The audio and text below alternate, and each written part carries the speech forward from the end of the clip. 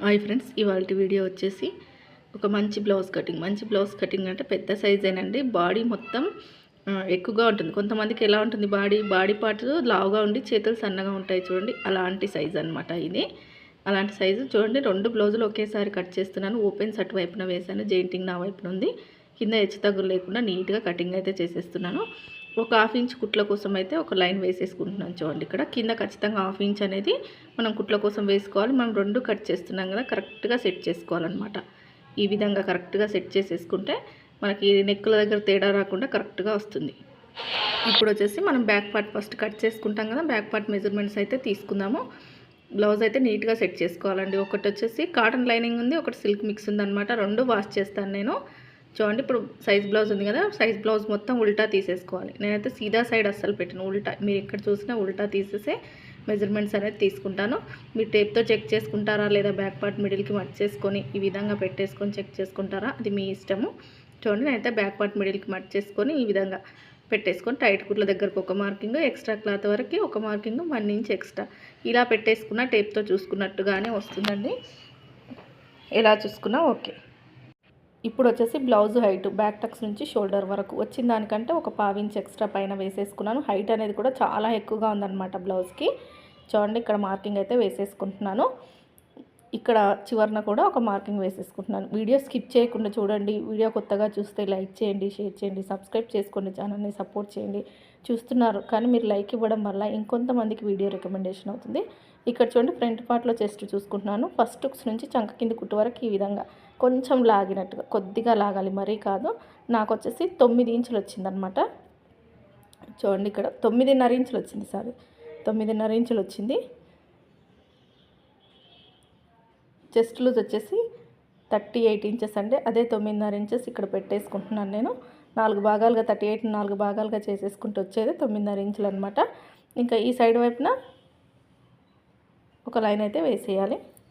ఈ సైజ్ నడుము లూజ్ ఎంతో మనకు తెలియాలి కదా. నడుము లూజ్ వచ్చేసి కూడా చెక్ చేసుకుంటున్నాను. ఇక్కడ నడుము లూజ్ మనం టైట్ కుట్ల వద్దకు మార్కింగ్ పెట్టాను చూడండి, అక్కడికి స్టేప్తో పెట్టేసుకొని ఎంత వచ్చిందో చూసుకొని దాన్ని బట్టి మనం నడుము లూజ్ అనేది ప్లేస్ చేసుకోవాలన్నమాట. ఇక్కడ నేను అదే చేస్తున్నాను. నడుము లూజ్ వచ్చేసి చూడండి, ఇక్కడ మనకి ఎంత ఉందనేది 34 ఇంచెస్ నడుము లూజ్ ఉందన్నమాట. నడుముకి చెస్ట్కి 4 ఇంచెస్ తేడా ఉంది. మినిమం 4 ఇంచెస్, 3 ఇంచెస్, 2 ఇంచెస్ ఒక్కొక్క బాడీని బట్టి ఉంటుందండి తేడాలు అయితే. ఇప్పుడు వచ్చేసి బ్యాక్ పార్ట్ మిడిల్కి మర్చేసుకొని నెక్ ఎక్కడికి ఉందో అక్కడికి మార్కింగ్ వేసి ఒక 1/2 ఇంచ్ మాత్రం పైకి వేయండి, ఎందుకంటే కుట్టేసరికి దిగుతుంది కదా. అందుకని 1/2 ఇంచ్ పైకి వేసేసి షోల్డర్ వచ్చేసి ఈ సైజుకి 2.5 ఇంచులు తీసుకుంటున్నాను చూడండి. నేను 34 ఇంచెస్ కదా, కొంచెం వీళ్ళకి నెక్ బ్రాడ్గానే వేస్తారనమాట. కింద వచ్చేసి 3 ఇంచులకి మార్కింగ్ పెట్టేసుకొని బాక్స్ షేప్ అయితే ఇచ్చేస్తున్నాను చూడండి. ఇక్కడ ఈ విధంగా బాక్స్ షేప్ ఇచ్చేసి రౌండ్ తిప్పేస్తాను. ఇక్కడ పెద్ద సైజులు వచ్చినప్పుడు మీకు బ్లౌజ్లో ఏం మార్పు వస్తుంది అనేది మీరు గమనించాలి. చూస్తున్నారు కదా, నెక్ విడ్త్ అనేది 2.5 వచ్చింది. కింద నెక్ రౌండ్ కోసం 3 ఇంచులు మార్కింగ్ వేశాను. అది నెక్ రౌండ్ అనేది కస్టమర్ చాయిస్ని బట్టి ఉంటుంది. ఇప్పుడు షోల్డర్ వచ్చేసి సైజ్ బ్లౌజ్కి ఎంత ఉందో అంత పెట్టేసుకొని ఒక 1/2 ఇంచ్ ఎక్స్ట్రాగా పెట్టేసుకోవాలి. ఈ 1/2 ఇంచ్ ఎందుకు, మనం కుట్టేటందుకు. ఈ విధంగా పెట్టేసుకొని సైడ్ కుట్ల వైపున క్లాత్ ఎంత ఉందో అక్కడికి ఈ విధంగా, అంటే మనం చంక డౌన్ అనమాట.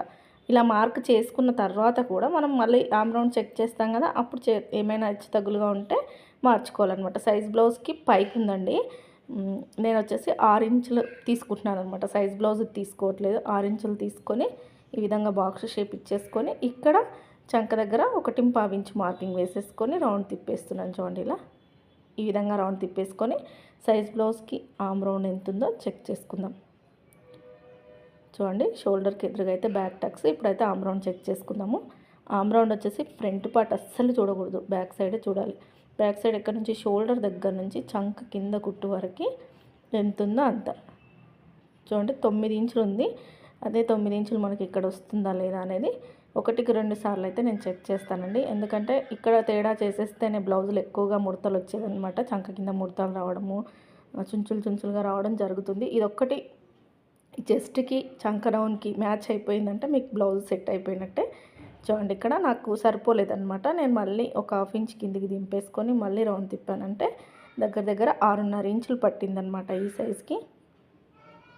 చూడండి, మళ్ళీ 1/2 ఇంచ్ పైన కుట్టుకు వదిలేసుకొని చెక్ చేసుకుంటే కరెక్ట్ 9 ఇంచుల చెస్ట్కు ఆమ్ రౌండ్కు సరిపోయింది. ఇంకా ఇప్పుడు మార్కింగ్ ఏ విధంగా ఉందో ఆ విధంగా నీట్గా కటింగ్ చేసేసుకోవడమే. ఇలా మనం 2 బ్లౌజులు కట్ చేస్తున్నాం కదా, కొంచెం జాగ్రత్తగా కట్ చేసుకోవాలి. 2 అంటే 5, 6 వరకు కూడా కట్ చేసుకోవచ్చండి. అలా కట్ చేస్తున్నప్పుడు మీరు పిన్ పెట్టేసుకోండి. అన్ని బ్లౌజులు కలిపి నీట్గా సెట్ చేసుకున్న తర్వాత మిడిల్లో ఒక పిన్ పెట్టేసుకుంటే కట్ చేసేటప్పుడు ఈజీగా ఉంటుంది. నేను చూడండి చెయ్యి వంపుతూ ఇలానే కట్ చేస్తుంటాను. చూడండి నడుము దగ్గర క్రాస్గా ఇలా ఈ విధంగా సైడ్ వైపున తీయడం వల్ల బ్లౌజ్ ఫిట్టింగ్ బాగుంటుంది. ఇంకెక్కడికక్కడ టక్స్ పెట్టేసుకోవడమే. టైట్ కుట్టు దగ్గర, బ్యాక్ డాట్ దగ్గర, చంక టైట్ కుట్టు దగ్గర పెట్టేసుకుంటే సరిపోతుందనమాట. మనకి ఇప్పుడు వచ్చేసి ఇక్కడ నేను అది తీసుకున్నాను కదా, మార్కర్ వీల్ తీసుకున్నాను. కొన్ని ఐటమ్స్ అయితే తీసుకున్నాను టైలరింగ్ కోసం, అదే వెతుకుతున్నాను అనమాట ఇక్కడ. అది తీసుకొని ఇప్పుడు మన కింది వైపున మనం ఇది డాట్ వేస్తాం కదా, బ్యాక్ డాట్ ఇప్పుడు నేను కట్ చేస్తాను, వర్కర్ కుడుతుంది. అటువంటప్పుడు ఏం చేయాలి, ఈ మార్కర్ వీల్తో ఇలా రఫ్ ఇచ్చేసాను అనుకోండి, తనకు అర్థమైపోతుంది అనమాట ఎక్కడి వరకు వేయాలి కిందిది కూడా అనేది. ఇలా మార్కర్ వీల్తో ఇలా ఎక్కువ బ్లౌజులు కట్ చేసినప్పుడు మనకి చాలా యూజ్ ఉంటుందన్నమాట. కొన్ని వస్తువులు ఉపయోగకరంగానే ఉన్నాయండి, యూజ్ చేసుకునే విధంగానే ఉన్నాయి. కర్వ్ స్కేల్ ఒకటి, ఇదొకటి. ఇప్పుడు వచ్చేసి హ్యాండ్స్ కట్ చేసుకుందామండి. హ్యాండ్స్ కట్ చేసుకున్న తర్వాత ఫ్రంట్ పార్ట్ కట్ చేసుకుందాము. మనం 2 బ్లౌజెసే కాబట్టి హ్యాండ్స్ డబల్ వేసి కట్ చేసుకోవచ్చు. ఎక్కువగా ఉంటే అన్నీ ఒకేసారి కట్ చేయలేమన్నమాట. చూడండి నేను ఇటువైపున వేస్తున్నాను, ఎందుకంటే మీకు కర్వ్ స్కేల్ వాడే విధానము, కర్వ్ స్కేల్ వాడాలనుకున్న వాళ్ళు మాత్రం హ్యాండ్ మనకు చంక డౌన్ అనేది రైట్ సైడ్ వచ్చేటట్టుగానే వేసుకోవాలి. చేతి వాటం అనేది లెఫ్ట్ సైడ్ హ్యాండ్ డౌన్ వచ్చేటట్టుగానే వేసుకోవాలి. కర్వ్ స్కేల్ ఎవరైనా తీసుకొని వాడుతున్న వాళ్ళకైతే అర్థమవుతుంది. చూడండి కింద హెచ్చు తగ్గులు లేకుండా నీట్గా కటింగ్ అయితే చేసేస్తున్నాను. ఫస్ట్ 4 ఫోల్డింగ్స్గా వేసాను ఇక్కడ ఈ విధంగా. ఒక 1/2 ఇంచ్ వచ్చేసి బ్లౌజు హైట్, అంటే ఎందుకోసమో కుట్ల కోసం 1/2 ఇంచ్ కింది వైపున. నాకు వచ్చేసి 2 కూడా బార్డర్స్ ఉన్నాయి, అన్లోడింగ్ చేస్తానన్నమాట. ఇప్పుడు సైజు బ్లౌజ్ హ్యాండ్ ఎంత ఉందో అంతా నీట్గా సెట్ చేసుకోవడమే. చూడండి ఈ విధంగా సెట్ చేసేసుకొని హైట్ దగ్గరికి ఒక మార్కింగ్ పెట్టేసి, ఎక్స్ట్రా ఉన్న దగ్గరకు ఒక మార్కింగ్ పెట్టేసుకొని, చంక డౌన్ వరకు కూడా ఈ విధంగా ఒక మార్కింగ్ పెట్టేసుకొని హ్యాండ్ కర్వ్ షేప్ ఇచ్చేసుకుంటుంది. ఎలా అనేది చూపిస్తాను మీకు. ఇప్పుడు హైట్ దగ్గరకు ఒక మార్కింగ్ వేసేస్తున్నాను కదా, చంక డౌన్ దగ్గరికి మనకి ఎంత ఉందనేది ఒకసారి చెక్ చేసుకుందాం. మనకు 10 ఇంచుల హ్యాండ్ ఉందండి, 3.5 ఇంచుల చంక డౌన్ పడుతుంది. కరెక్ట్గా 3.5 ఇంచుల చంక డౌన్ అయితే ఉంది. ఇక్కడ మార్కింగ్ వేసేసుకొని ఇప్పుడు మన కామ్ రౌండ్ ఎంత 9 ఇంచులు ఉంది, అంటే చివరి వరకు వచ్చింది. చూడండి క్లాత్ చివరి వరకు మనకి హ్యాండ్ కుట్టుకే వెళ్తుంది. సైడ్కి ఎక్స్ట్రా జాయింట్లు అయితే పడతాయి అన్నమాట. ఈ విధంగా మార్కింగ్ పెట్టేసుకొని ఇప్పుడు కర్వ్ స్కేల్తో చూద్దాం మనం. పైన నేను 2 ఇంచెస్ వదులుతున్నాను, ఒక్కొక్కదానికి 1 ఇంచ్ వదులుతాను, ఒక్కొక్కదానికి 2 ఇంచెస్ వదులుతాను. ఎందుకు అనంటే హ్యాండ్ లావుని బట్టి. ఇప్పుడు 9 ఇంచుల ఆమ్ రౌండ్ అంటే లావుగా ఉంటుంది కాబట్టి 2 ఇంచెస్ వదిలేసుకొని స్కేల్ చూడండి ఇలా పైన 2 ఇంచెస్ దగ్గర మార్కింగు, కర్వ్ దగ్గర మార్కింగు 2 కలుపుకుంటూ ఈ విధంగా సెట్ చేసుకోవాలి. సెట్ చేసుకొని ఈ స్కేల్తో కర్వ్ అయితే తిప్పేసుకోవచ్చు అనమాట. చూడండి ఈ స్కేల్ వాడాలనుకునే వాళ్ళకి ఇది బాగా యూజ్ ఉంది. నేనైతే ఎక్కువగా ఏమి వాడను, కానీ ఎవరైనా తీసుకుంటే యూస్ఫుల్గా ఉంటుంది కదా, కరువు తీయనికి రావడం లేదు అనేవారికి అని చెప్పేసి చూపిస్తున్నాను. ఇదే స్కేల్ని ఉల్టా తిప్పేసుకొని చూడండి ఈ విధంగా ఇక్కడ ఇలా సెట్ చేసాను. చూడండి చంక కింద ఇటువైపుకి, చంక డౌన్ దగ్గర ఇటువైపుకి స్కేల్ వచ్చింది కదా, అక్కడి నుంచి అక్కడికి ఇలా పైన 2 ఇంచెస్కి మ్యాచ్ అయ్యేటట్టు పెట్టేసుకొని యువతల వైపున లోపల సైడ్న స్కేల్ కదలకుండా మార్కింగ్ పెట్టేసుకుంటే హ్యాండ్ కర్వ్ అనేది కరెక్ట్గా వచ్చేస్తుందండి. పెద్ద సైజ్ కదా, మనకు 30 ఇంచ్ కర్వ్ అయితే వచ్చేసింది. చూడండి ఈ కింది వైపున ఇలా పెట్టి తీయొచ్చు కదా, అందరు ఇలా చూపిస్తున్నారని మీరు అనుకోవచ్చు. ఇలా పెట్టి తీస్తే ఎక్కువైపోతుందండి, కర్వ్ అనేది చాలా ఎక్కువైతుంది అనమాట. చూడండి నేను ఇంకొంచెం సెట్ చేసుకొని మళ్ళీ మార్కింగ్ వేస్తున్నాను. స్కేల్ అయితే బాగా యూజ్ ఉంది. ఈ స్కేల్ గురించి మీకు ఇంకా క్లియర్గా కావాలంటే ఇంకొక వీడియో అయితే తీస్తానండి ఖచ్చితంగాను. ఇలా పెట్టేసుకొని ఇలా జరిపి తీస్తున్నారు కదా, ఇలా తీసినప్పుడు చంక డౌన్ దగ్గర చూడండి, చంక డౌన్ దగ్గర ఎక్కువైపోతుంది మనకు కర్వ్ అనేది. నేను నా చూపుడు వేలు ఉంది కదా అక్కడ ఇప్పుడైతే మార్కింగ్ ఉన్న విధంగా కట్ చేస్తున్నాను. నేను డైరెక్ట్ వాయిస్తో మీకు క్లియర్గా లైవ్ అన్నట్టుగా చెప్తానండి. ఇంటికి కర్వ్ స్కేల్ తీసుకొచ్చి మీకు ఖచ్చితంగా ఆ కర్వ్ స్కేల్ గురించి వివరంగా ఎలా తీస్తే ఎలా వస్తుంది అనేది మీకు చూపిస్తాను. ఇప్పుడు చూడండి పైన షోల్డర్ దగ్గర టక్స్ ఇచ్చేసుకొని ఇక్కడ కర్వ్ మార్కింగ్ పెట్టాను కదా, 2 భాగాలుగా విడదీసేసుకుంటున్నాను. 4 ఫోల్డింగ్స్ తీసేసి నేను ఎలా అయితే కర్వ్ మార్కింగ్ వేసానో అదే విధంగా కట్ చేసుకుంటున్నాను. చూడండి కర్వ్ తీయనికి రావడం లేదనే వాళ్ళకి స్కేల్ యూజ్ అవుతుంది. లేదు మేము నార్మల్గానే కరెక్ట్గా తీయగలుగుతాం అనే వాళ్ళకి ఏం అవసరం లేదండి. 150-200 అలా ఉంది దీని కాస్ట్ వచ్చేసి. ఈ స్కేలు మొత్తానికి షర్ట్స్కి తీస్తారంట ఇది. నేను వాడుతూ ఉంటే పక్కన టైలర్ ఉంటాడు, జెంట్స్ టైలర్, చూసి చెప్పాడు ఇది షర్ట్స్కి వాడతారక్క అని చెప్పేసి. యూజ్ అవుతుంది కదా అని తీసుకున్నాను నేను. చూడండి ఇప్పుడైతే ఫ్రంట్ పార్ట్ కట్ చేసుకుందాం. ఫ్రంట్ పార్ట్ వచ్చేసి నార్మల్ కటింగ్, క్రాస్ కటింగ్ అనేది కాదండి, నార్మల్ కటింగే ఇష్టపడతారు కస్టమరు. నీట్గా ఇలా క్లాత్ మొత్తం సెట్ చేసేసుకొని ఓపెన్స్ నా వైపున ఉండాలి. ఇప్పుడు నా ఓపెన్స్ నా వైపున ఉంటే బ్యాక్ పార్ట్ తీసుకొచ్చి ఇప్పుడు ఈ విధంగా వేసేయాలి. చూడండి ఇలా ఈ విధంగా వేసేస్తే నాకు ఒకటి లైనింగ్ అనేది కొద్దిగా సరిపోవట్లేదు, జెయింట్ పడుతుంది, ఇంకా వేసేసుకోవాలి. చూడండి ఇప్పుడు బ్యాక్ పార్ట్ ఎలా ఉందో అలా మొత్తం మార్కింగ్ అయితే పెట్టేస్తున్నాను నేను. స్ట్రైట్ కటింగ్ కొంతమందికి క్రాస్ కటింగ్ కుదరదు, ఎంత బాగా కుట్టినా కుదరదు. అలాంటి వాళ్ళు స్ట్రైట్ కటింగ్ కుట్టించుకోవడం బెటర్ అండి. స్ట్రైట్ కటింగ్ బాగా కుదురుతుంది, ఫిట్టింగ్ బాగుంటుంది స్ట్రైట్ కటింగ్ కూడా బ్లౌజ్ అనేది.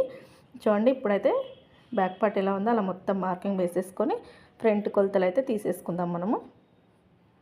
చూడండి ఇంత వివరంగా ప్రతిదీ డాట్స్తో సహా ప్రతిరోజు చెప్తా ఉంటాయి కూడా వ్యూస్ వస్తున్నాయి, కానీ లైక్ చేయట్లేదండి. మీరు చూసేవాళ్ళు చిన్న లైక్ ఇస్తే తప్పేముంది, మీరు ఎంతో కొంత యూజ్ అయ్యే విషయం, మీకు తెలియని విషయం ఏదో ఒకటి చెప్తున్నాను కదా, ఖచ్చితంగా ఒక లైక్ ఇస్తారని అనుకుంటున్నాను. చూద్దాం, ఈ వీడియోకి లైక్లు ఎక్కువగా వస్తే నన్ను సపోర్ట్ చేస్తున్నారు అనుకుంటాను.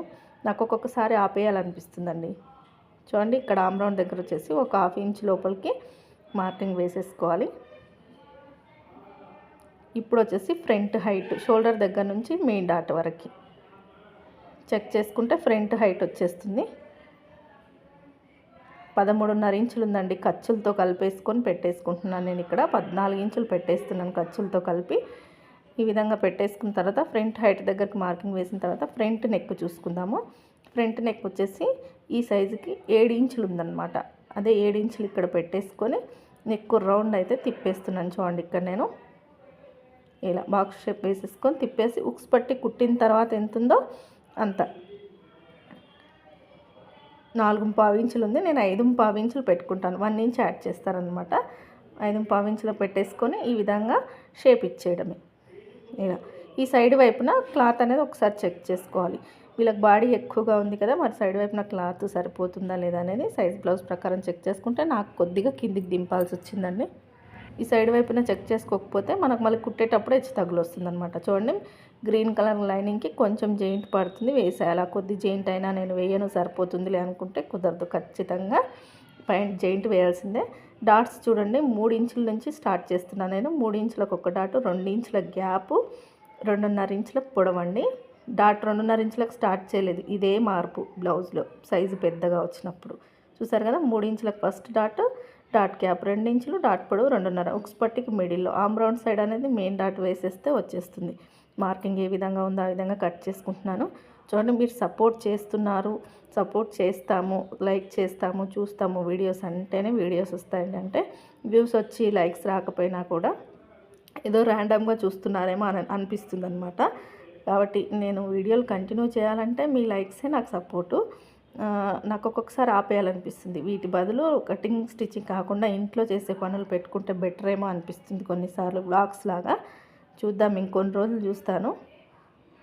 ఎందుకంటే నాకు షాప్లో వర్క్ కూడా ఫుల్గా స్టార్ట్ అయిపోయింది. నాకు వాయిస్ ఇవ్వడానికి, వీడియోస్ తీయడానికి కూడా కష్టంగా ఉంటుందన్నమాట. నిద్ర మానుకొని వాయిస్ ఇవ్వాల్సి వస్తుంది. మీరైతే డాట్స్ దగ్గర ఎక్కడికక్కడ టక్స్ పెట్టేసుకోండి, మాటల్లో పడి మర్చిపోయాను.